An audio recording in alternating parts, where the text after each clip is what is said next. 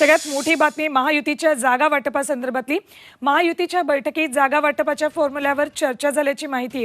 राष्ट्रवादीला लोकसभेच्या 4 ते 6 तर शिवसेनेला 10 ते 12 जागा मिळण्याची शक्यता आहे आणि उरलेल्या जागा भाजप लढवण्याची शक्यता आहे। थेट जाऊयात आमचे प्रतिनिधी सागर कुलकर्णी यांच्याकडे, त्यांच्याकडून आपण अपडेट्स घेऊयात। सागर, काय नेमक्या फॉर्म्युल्यावर चर्चा झाली?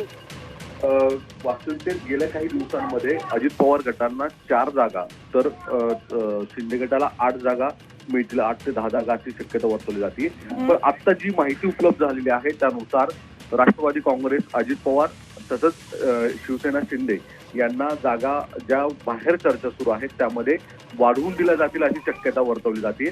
पुढच्या 2 दिवसांमध्ये या संदर्भात परत एकदा अमित शहा यांच्याबरोबर महायुतीच्या नेत्यांची बैठक होणार आहे, त्याच्यामध्ये अंतिम फॉर्म्युला केला जाईल।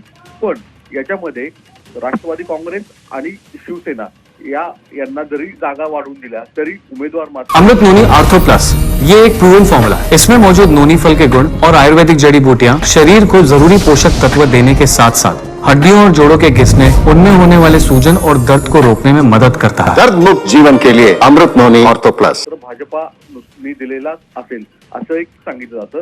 त्यामुळे कुठे ना कुठेतरी पुढच्या 2 दिवसामध्ये याबाबतचं चित्र स्पष्ट होईल आणि शिवसेना आणि अजित पवार एनसीपी गट यांना जागा वाढवून दिल्याचं देखील समोर येईल। ठीक, सागर, धन्यवाद या संपूर्ण माहितीसाठी।